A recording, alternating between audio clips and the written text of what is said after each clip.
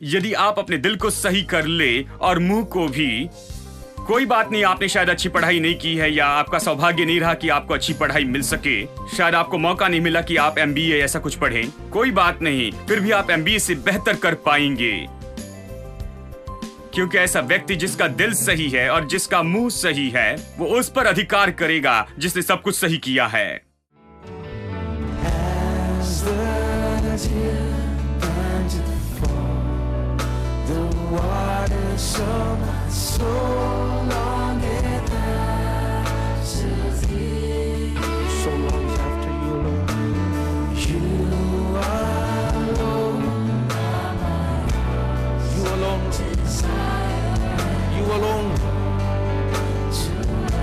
To worship you.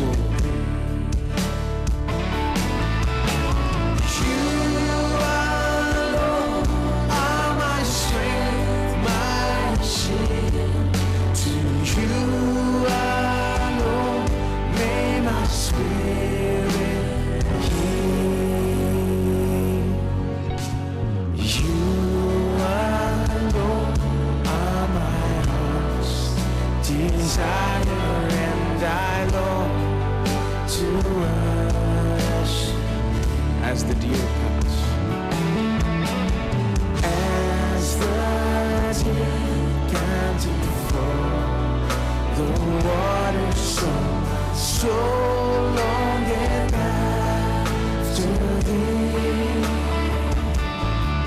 Oh, you alone are my heart's desire.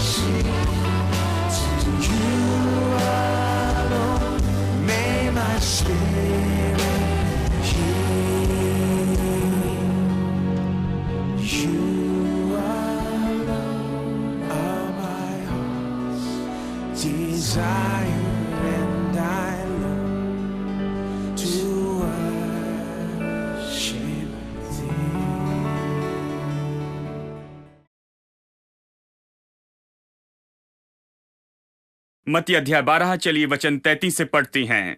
यदि पेड़ को अच्छा कहो तो उसके फल को अच्छा कहो, या पेड़ को निकम्मा कहो तो उसके फल को निकम्मा कहो, क्योंकि पेड़ अपने फल ही से पहचाना जाता है। ध्यान दे, कहता है उसके फल से। यहां ये पेड़ के बारे में नहीं कह रहा है, विषय यहां पर पेड़ का नहीं है, यहां विषय तो लोग हैं, मनुष्य के बारे में कह रहा है, लेकिन भाषा का उपयोग करता है, मनुष्य की पेड़ से तुलना करता है, फल लाता है। अच्छे पेड़ को कैसे जानते हैं? वो जो अच्छा फल लाता है उससे ही। बुरे पेड़ को कैसे जानते हैं? बुरा फल जो लाता है उससे।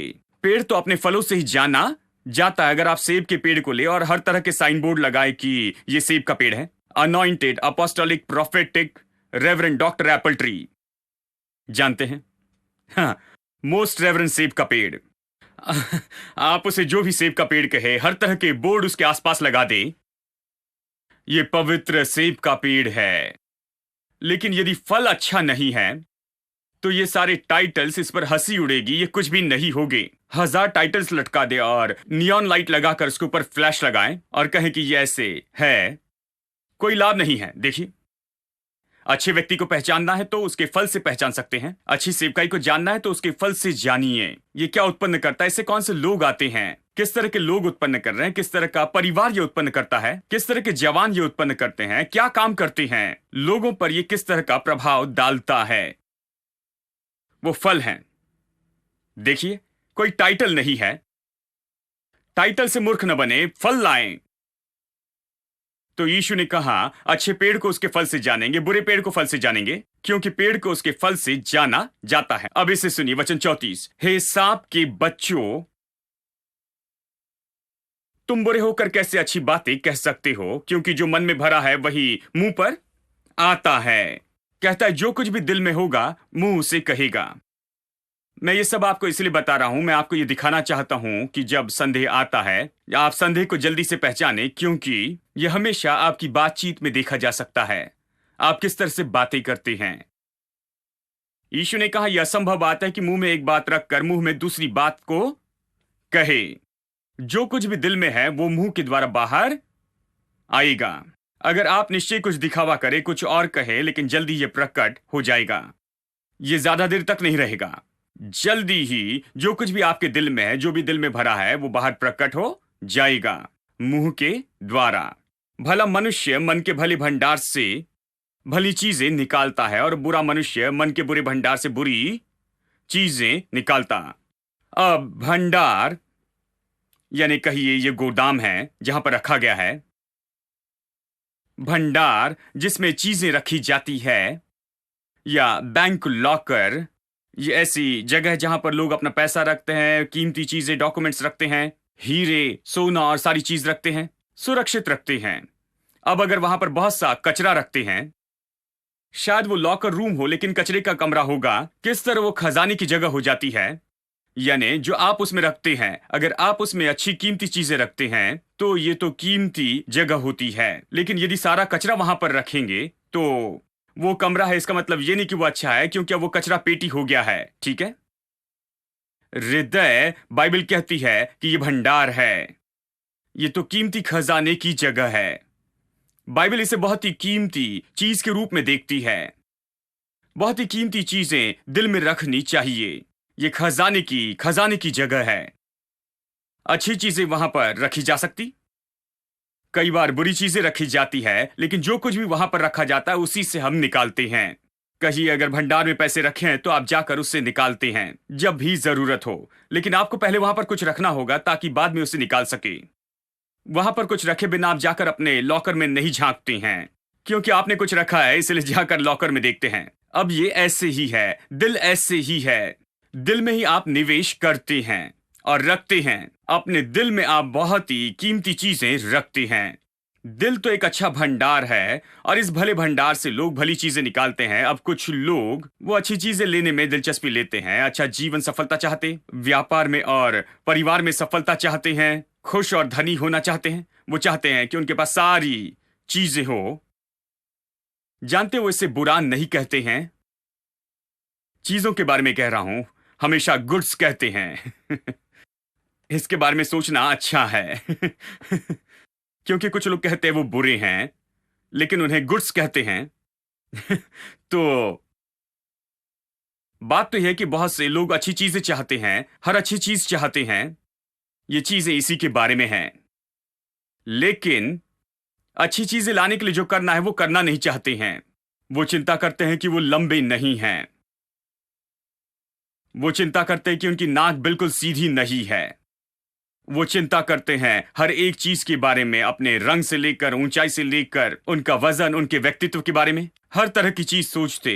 कहते देखिए भाई, मुझ में यही कमी है, यदि मेरी नाक थोड़ी सी लंबी होती। देखिए, आपकी नाक वो चीज नहीं जो आपके लिए सफलता लेकर आएगी। सफलता बस आपके नाक से बस 1 इंच नीचे है, आपकी जीभ में है। ये आपकी नाक में नहीं है, आपकी जीभ में है।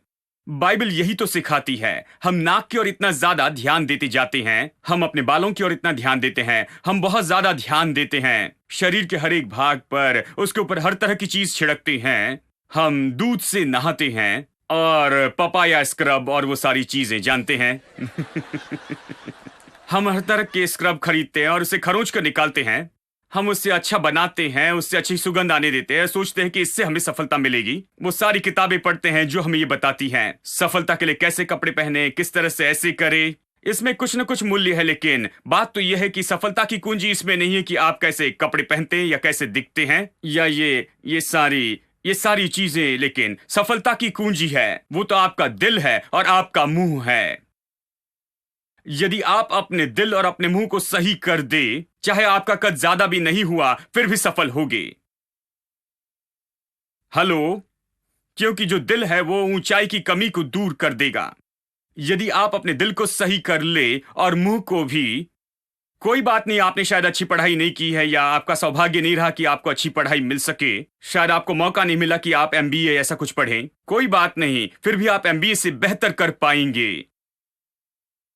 क्योंकि ऐसा व्यक्ति जिसका दिल सही है और जिसका मुंह सही है, वो उस पर अधिकार करेगा जिसने सब कुछ सही किया है।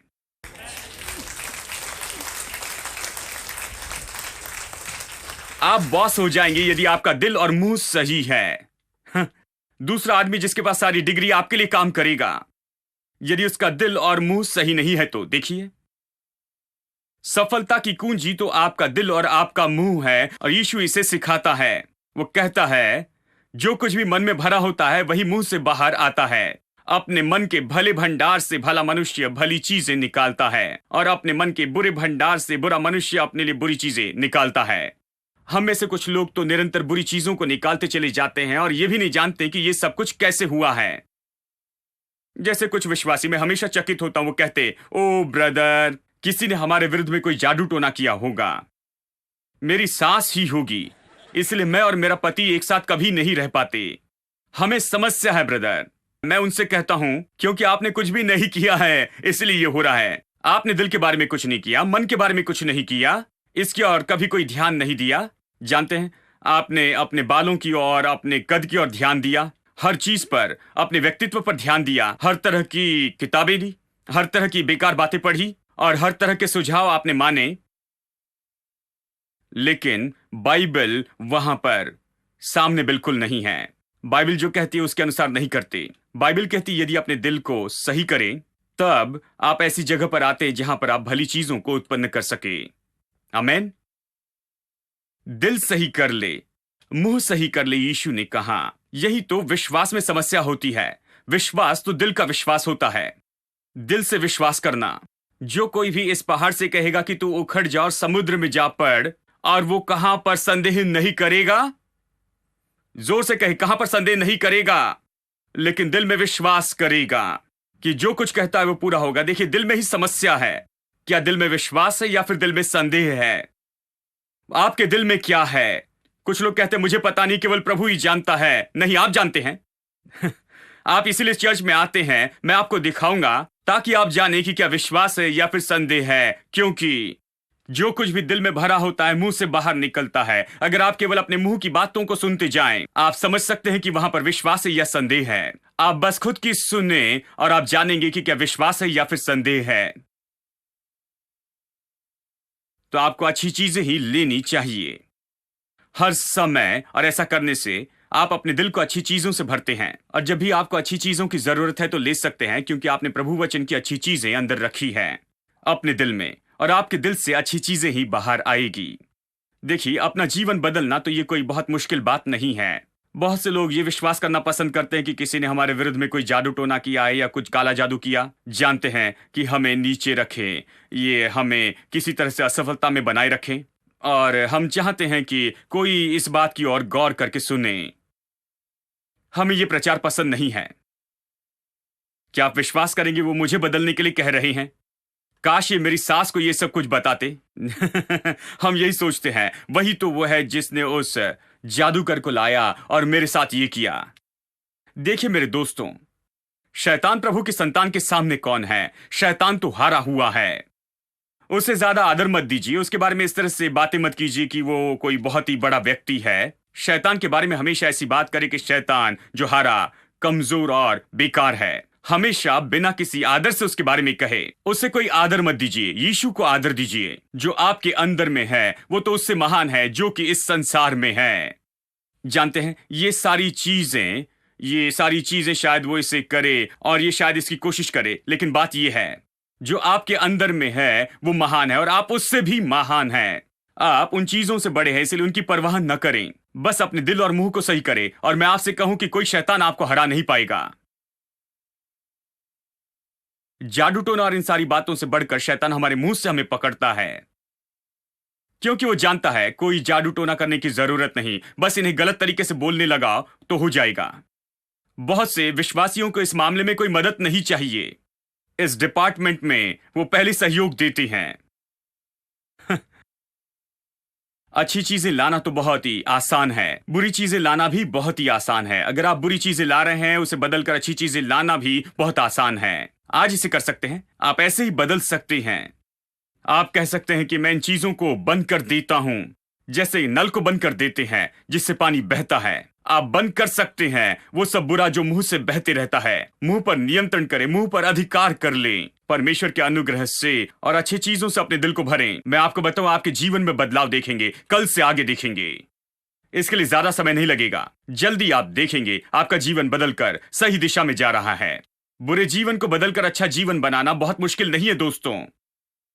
आपको उसके लिए ये और वो करने की जरूरत नहीं, बस अपने दिल और मुंह को ठीक करना है। अब इसे सुनिए, और मैं तुमसे कहता हूं कि जो जो निकम्मी बातें मनुष्य कहेंगे, न्याय के दिन वे हर एक उस बात का लेखा देंगे। कुछ लोग कहते हैं, खैर भाई, पहले इसने पेड़ के बारे में कहना शुरू किया, फिर कहना शुरू किया अच्छा मनुष्य, बुरा मनुष्य और ये सब, और अब ये विषय बदल रहा है। वो कह रहा है हमारे शब्द। वो विषय क्यों बदल रहा है? मैं कहता हूं वो विषय नहीं बदल रहा है, वो कभी विषय नहीं बदलता है। जब वो पेड़ के बारे में कहना शुरू करता है, वही वो विषय था। अच्छा फल कौन लेकर आता है? अच्छा पेड़। यदि आप अच्छी चीजें उसमें रखेंगे, यानी मनुष्य अपने दिल में, तो अच्छी चीजें आएगी। यही तो वो बाद में ये कहता है कि भला मनुष्य अपने मन के भले भंडार से भली चीजें निकालता है और बुरा मनुष्य मन के बुरे भंडार से बुरी चीजें निकालता है। अब वो विषय नहीं बदल रहा है, वो इसी विषय पर आगे कह रहा है, और वो कहता है मनुष्य जो भी निकम्मी बातें कहते हैं उसका लेखा देंगे। हर एक शब्द के लिए आप लेखा देंगे। क्यों? क्योंकि शब्द मायने रखते हैं। मैं आपको यही बताना चाहता हूं। लोग कहते हैं क्या शब्द परमेश्वर के लिए महत्वपूर्ण बात है? शब्द क्यों प्रभु के लिए महत्वपूर्ण है? प्रभु परमेश्वर है, हमारी बातें क्यों महत्वपूर्ण है? मैं आपको बताऊं मेरे दोस्तों, आपके शब्द प्रभु के लिए महत्वपूर्ण है, क्योंकि अगला वचन कहता है क्योंकि तू अपनी बातों के कारण निर्दोष ठहरेगा और अपनी बातों ही के कारण दोषी ठहराया जाएगा। अब इसका मतलब है आपके शब्दों से आप सफल हो जाएंगे, आपके शब्दों से आप असफल होंगे, अपने शब्दों से आप विजय पाएंगे, अपने शब्दों से आप हार जाएंगे, अपने शब्दों से ही आप आशीष पाएंगे, अपने शब्दों से ही आप श्राप पाएंगे, अपने शब्दों से आप जीवन पाएंगे, अपने शब्दों से मृत्यु पाएंगे। ये बस यही है, आप इसमें जोड़ सकते हैं, क्योंकि यही इसका अर्थ है, यही तो इसका मतलब है। आपके शब्दों से ही आप धर्मी ठहराए जाएंगे, दोषी ठहरेंगे। मतलब जीवन और मृत्यु आपके शब्दों में है, विजय या हार आपके शब्दों में है, सफलता असफलता आपके शब्दों में ही है। सारी चीजें इसी में, इसीलिए शब्दों का महत्व है। हेलो। और इसलिए हर शब्द जो आपके मुंह से निकलता है महत्वपूर्ण है, जैसे प्रभु का हर एक वचन महत्वपूर्ण है। यीशु ने क्या कहा? मनुष्य केवल रोटी से जीवित नहीं रहेगा, हर वचन से। केवल वचन नहीं, लेकिन हर वचन से। हर वचन महत्वपूर्ण है। और इसलिए जब भी हम आकर बाइबल का अध्ययन करते हैं, मैं एक शब्द भी नहीं छोड़ता, एक शब्द भी बेकार नहीं है। मैं हर शब्द देखता हूं, हर एक शब्द महत्वपूर्ण है, हर एक शब्द में जीवन देने वाली बात है मेरे लिए। हर शब्द में, एक शब्द चूकूं तो सब चूक जाऊंगा। तो हर वचन की ओर ध्यान देना चाहता हूं। प्रभु के मुंह से निकलने वाला हर एक वचन महत्वपूर्ण है, लेकिन इससे भी महत्वपूर्ण बात है कि मेरे मुंह से निकलने वाला हर एक शब्द महत्वपूर्ण है। अब गलत मत समझिए, मैं नहीं कह रहा प्रभु का वचन महत्वपूर्ण नहीं। मैं आपसे कहूंगा आपके शब्दों का आपके जीवन में ज्यादा वजन है, दूसरे से भी बढ़कर, परमेश्वर के वचन से भी बढ़कर। चलिए मैं कह दूं फिर समझाऊंगा, मुझे गलत मत समझिए, मैं आपको समझाता हूं। आपके शब्द आपके जीवन में अधिक वजन रखते हैं बाकी सबके वचनों से, परमेश्वर के वचन से भी बढ़कर। आप कहेंगे खैर भाई, मेरे शब्द मेरे जीवन में ज्यादा वजन क्यों रखते हैं प्रभु के वचन से भी बढ़कर? खैर, एक बड़े प्रचारक ने इस तरह से कहा, परमेश्वर एक बात कहता है और आपकी परिस्थिति कुछ अलग ही कहती है। आप जो कहते हैं बस वही तो होगा। परमेश्वर ने जो कहा वो नहीं, परमेश्वर ने जो कहा वो नहीं होगा। आपकी परिस्थिति क्या कहती है वो आपके साथ नहीं होगा। अब यहां पर परमेश्वर जो कहता है और परिस्थिति जो कहती है उसमें चुनना है। आप क्या चुनेंगे? वो चुनेंगे जो परमेश्वर ने कहा है, या फिर परिस्थिति ने जो कहा है वो, जो परिस्थिति कहती है वो? प्रभु जो कहता है उसे चुनेंगे, या फिर जो परिस्थिति कहती है उसे चुनेंगे? आप जो चुनते हैं वही आपके साथ में होगा। आप जो भी चुनते हैं अपने शब्दों से, जो कुछ भी आप लेते हैं, अपनाते हैं अपने शब्दों से, वही आपके जीवन में पूरा होगा। परमेश्वर ने कहा इसलिए आपके साथ में नहीं होगा। काश ऐसे हो जाता तो हम चर्च बंद करके अपने घर में चले जाते, क्योंकि परमेश्वर ने कहा और ये हमारे साथ में अपने आप ही हो जाएगा, क्योंकि प्रभु ने कहा और ये हो जाएगा। बहुत से लोग ये विश्वास करते हैं, लेकिन ये ऐसा नहीं होगा। ये कहने के लिए माफ करना, केवल परमेश्वर ने कहा इसलिए अपने आप नहीं होगा। जो परमेश्वर ने कहा उसे किसी को लेकर उसे अपने मुंह में रखना होगा, और इसलिए प्रभु हमारे शब्दों के बारे में परवाह करता है, और इसलिए बाइबल हमारे शब्दों के बारे में इतनी ज्यादा कहती है। इसलिए प्रभु हमारे शब्दों के बारे में इतनी परवाह करता है। मलाकी अध्याय 3, मेरे साथ निकाले मलाकी अध्याय 3। कुछ पल के लिए यहां पर महत्वपूर्ण बात देखेंगे। यहां हमें इसे देखना होगा। वचन 13, यहोवा ये कहता है कि तूने मेरे विरुद्ध ढिठाई की बातें कही हैं। क्या आपने कभी इसे देखा? समझ गए? पता नहीं आपका अनुवाद क्या कहता है। तेरे शब्दों में तूने ढिठाई की बातें की। देखिए, ये बता रहा है उन्होंने आशीष क्यों नहीं पाई। उसने बताया दशवांश भंडार में लेकर आओ। देखो क्या मैं स्वर्ग के झरोके खोलकर अपरंपर आशीष की वर्षा करता हूं कि नहीं, की जगह काफी नहीं होगी। फिर कहता है मैं नाश करने वाले को तुम्हारे लिए धुड़कूंगा। वो सब जो आपकी कमाई खाता है, आपका पैसा खाता है, आपको खाली कर देता है। बहुत कमाते हैं लेकिन बहुत कम होता है। और मैं उस नाश करने वाले को धुड़कूंगा जो आपकी सारी चीजों को खा जाता है। मैं उससे निपट लूंगा। यही वचन 8 से 10 कहता है। और फिर वचन 13 में कहता है कि तुम में यही समस्या है, तुम्हारे शब्द, तुम्हारी बातें मेरे विरुद्ध में ढिठाई की है। क्या मतलब है? इसका मतलब है कि तुम बहुत ही सामर्थी बातें कहते हो। ढिठाई का मतलब तुम ऐसी सामर्थी बातें कहते हो जो तुम्हें परमेश्वर की आशीष से दूर रखती है। तुम मेरे विरुद्ध में कहते हो, तुम्हारे शब्द बीच में आते हैं, तुम्हारे शब्द आशीषों को जीवन में बहने नहीं देते हैं, तुम्हारे शब्द दीवार के जैसे प्रभु की आशीष को जीवन में रोक देते हैं। प्रभु आपके शब्दों के बारे में परवाह करता है। वो हमारे शब्दों से परेशान होता है। वो कहता है मैं आशीष उंडेलना चाहता, इतनी आशीष उंडेलूंगा कि तुम्हारे लिए जगह नहीं होगी। और समस्या तो बस यही है, तुम्हारे शब्द। और यदि आप इसे देखें, मेरे पास समय नहीं है, अगर संदर्भ को देखें पहले और बाद में, तो ये बताएगा शब्द क्या है। वो कह रहे हैं मैंने प्रभु की सेवा की, मुझे क्या मिला? देखो, मुझे देखो, प्रभु की सेवा से मुझे क्या मिला? प्रभु के लिए जीने से मुझे क्या मिला? प्रभु ने मुझे क्या दिया? इस तरह की वो बातें करते हैं। वो कहता है इस तरह की बातों से तुम संपन्न नहीं हो सकते, तुम आशीष नहीं पा सकते हो। कुछ लोग कहते हैं ब्रदर प्रभु प्रभु है, वो कैसे भी आशीष दे सकता है। बेचारे ये नहीं जानते कि क्या कहते हैं, बेकार की बातें करते रहते हैं। और प्रभु इसे अनदेखा करे? नहीं नहीं नहीं, प्रभु हमारा आदर करता है। मनुष्य के रूप में वो हमारा आदर करता है क्योंकि उसने हमें बनाया है। इसलिए आशीष जबरदस्ती गले में नहीं उतारता है। वो नहीं कहता बस वहां पर बैठे रहो ऐसी बेकार में और तुझे आशीष से भरूंगा। वो कहता है नहीं, वो कहता है तुम मेरे जैसे खड़े हो, मेरे जैसे निर्णय लो, मेरे जैसे तुम ठान लो, मेरे जैसे सोचो, मेरे जैसे विश्वास करो, मेरे जैसे मेरे वचन को कहो और मैं आशीष दूंगा। क्योंकि आप जो चाहे इस जीवन में पा सकते हैं यदि आप अपना दिल और मन बदल देते हैं तो। I will give you all my worship. I will give you all my praise. You alone I long to worship. You alone are worthy of my praise.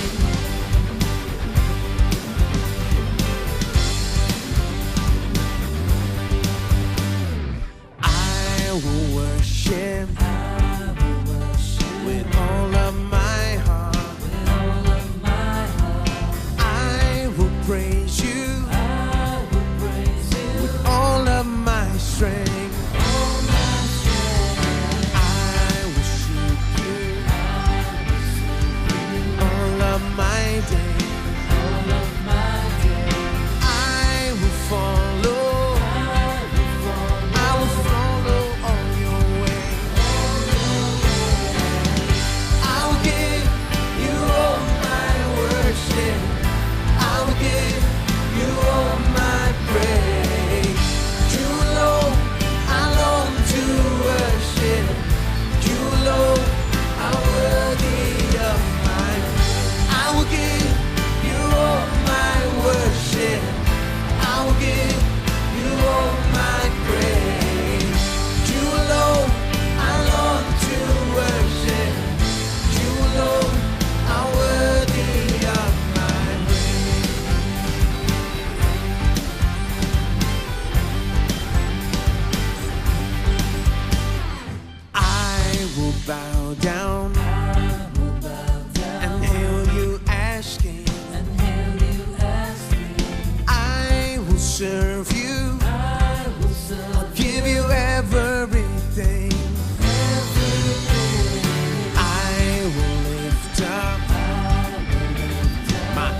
to your throne. I will trust you.